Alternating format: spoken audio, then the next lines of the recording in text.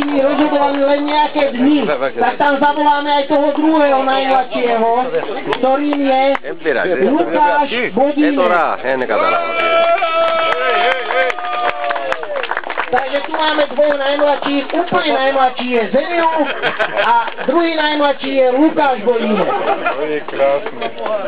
Nemilte ho, chlapík.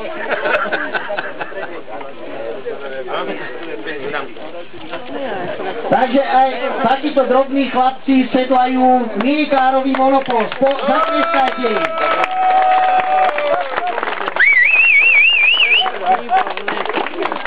I love you, Cyprus.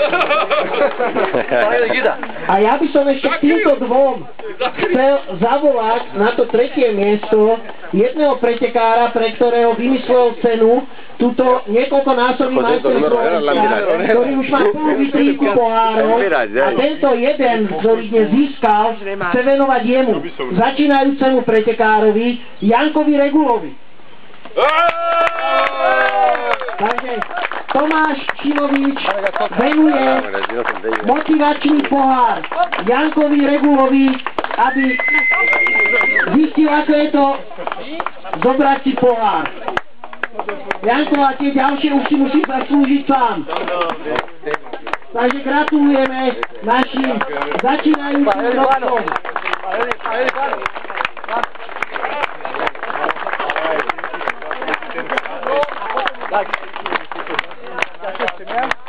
Dobre, a ešte nejaký bezproplatové jazdili, aj tých treba vyhodnotiť,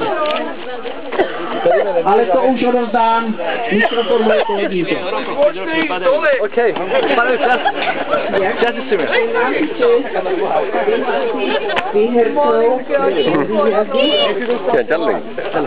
Bravo, bravo. Hendikov má pohár.